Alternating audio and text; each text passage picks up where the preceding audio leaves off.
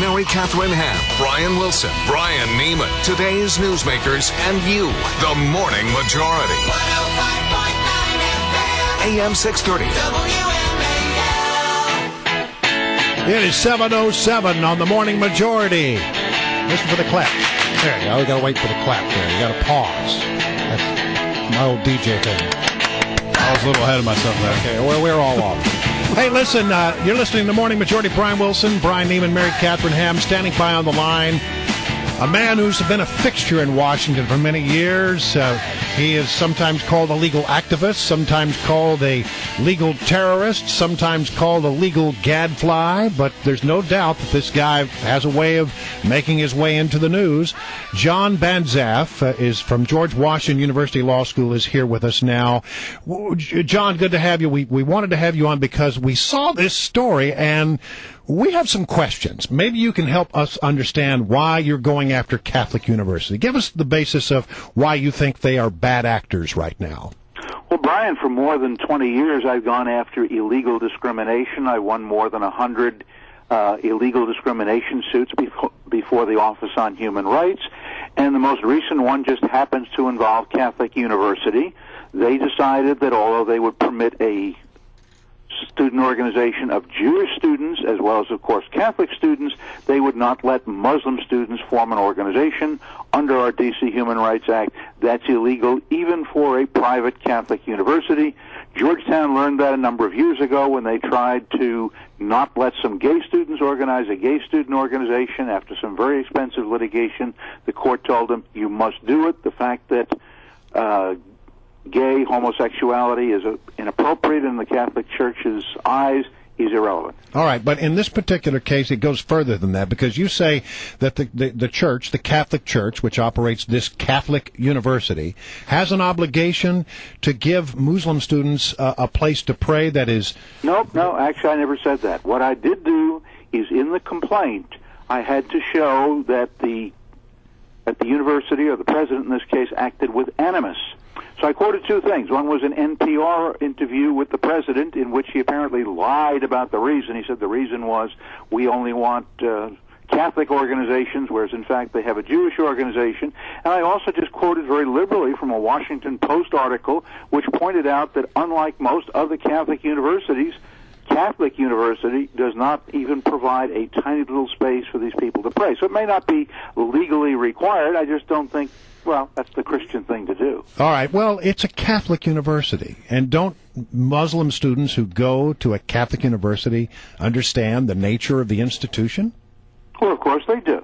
But since you have over 100 students there, the law says you can't discriminate on that basis. For the same reason, for example, Catholic University is going to have to provide contraceptives for its faculty and its staff and its students, even though, in the words of the president, this is a sin, in fact, may even be, in some cases, a grave sin. Now, are you just taking this on, or do you actually have somebody who came to you and filed a complaint and said, look, I'm just fed up with this? Because Catholic University has said that nobody has come forward to complain about anything.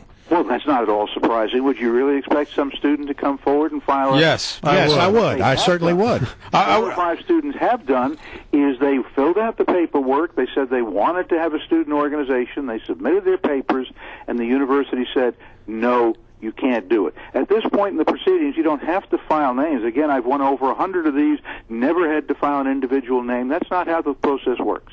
You're quoted as saying it shouldn't be too difficult somewhere on the campus for the university to set aside a small room where Muslims can pray without having to stare up and be looked down upon by a cross of Jesus. I guess that's from the Washington Post. Yeah. Right. I guess my question to you is, if you're Muslim and you're that sensitive to where you're praying because this room has a picture of Jesus in it, then should you even be attending Catholic University? I mean, look, if well, and let's be clear, we're talking about classrooms. What the article said is that they have no place to do their prayers. Many of them pray 5 times a day. Why can't they look around? See, there's an empty classroom. Then they're praying. People are walking in. People are looking at them, and they're looking down on these images. I think it'd be nice if they had a place to pray, but it's not. I didn't say it's legally required. I said it's the nice thing to do. Over at Georgetown, Not only do they have a place to pray, not only do they have a Muslim student association, they even have a Muslim... Right, but my point is that if you're that sensitive where you can't even pray in a room just because there's a picture of Jesus, I mean, if you're a Catholic and you went to an Islamic school, and you asked to say, hey, there's a picture of Muhammad, I can't pray because I'm so offended by that. I mean, come on, you should be able to do that without being offended. I mean, if you're that sensitive where you can't... Why would you even enroll? Why would you even go to Catholic University? I suppose they go to Catholic University for the same reason lots of other people, even non-Catholics, would go to Catholic University. But these are quotes from the Washington Post where these people are saying they're being made to feel very uncomfortable having to go into classrooms, never knowing when somebody's... How many students have actually come to you and said that they're very concerned about this? What would be wrong with Catholic University setting aside one... Well, hold it. You didn't answer the question. How many students have come to you? How many students have come to you? That's a fair question. Well, it's a fair question, but as an attorney, I don't disclose... Have any students come to you? Disclose confidences. Has any student come to you?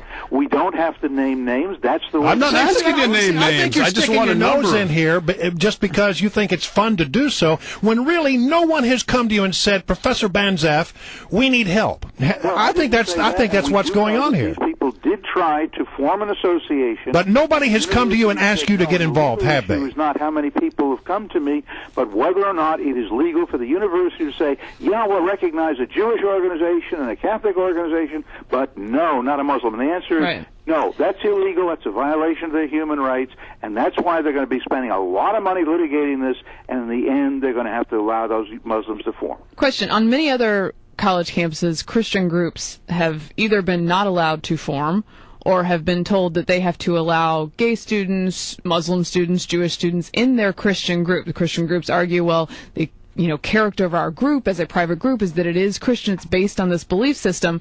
Generally, people of the left, and I would say legal gadflies, agree that Christian organizations shouldn't discriminate against anyone. Would this Muslim organization have to let Christians in or gay students in or any of those other? What's your legal opinion on that? Well, first of all, legal gadflies aren't all liberal. Many of them are conservative. There are many public service... Yes, I agree. Issue I haven't studied, so I don't really know the answer to it. What I do know, the law is very clear here. If Georgetown University, a private Catholic organization, could not refuse to have a group of homosexual students promoting the homosexual lifestyle, which is anathema to Catholics, then certainly Catholic University can't simply say, arbitrarily, we'll recognize a Jewish organization, but not a Muslim one. But very quickly, I just got to come back to this. No one came to you and asked you to get involved. You just did this on your own, right? To say that. What I said is that... But you haven't said that there's even one person who complained. The way the proceedings work, and this is the way all of them worked. When I went after the Cosmos Club, for example, for not admitting women, I didn't have to go in there and say, well, this woman or that woman or the other woman was denied. That's the way the thing proceeds. And why are you so hung up on it? I'm hung up on it because I think that discriminating, not how many students are willing to come forward, possibly jeopardize their scholarships, jeopardize their grades, anger their fellow students by coming forward and putting their name on a petition. I'll tell you why I'm hung up about it, because I think it's wrong for those in the legal profession to file a lawsuit when there is no problem that has been established, just sticking your nose in and stirring up a hornet's nest when there is nobody filing a complaint with you. There is a problem. There are at least these 5 students who said they wanted to form the organization. Yeah, that is an issue. University said, no, you can't do it. All right. Do you want? We'll have to leave it there. We've let you have a lot of time here, but we need to move on. Professor Banzhaf, thanks for joining us here on the Morning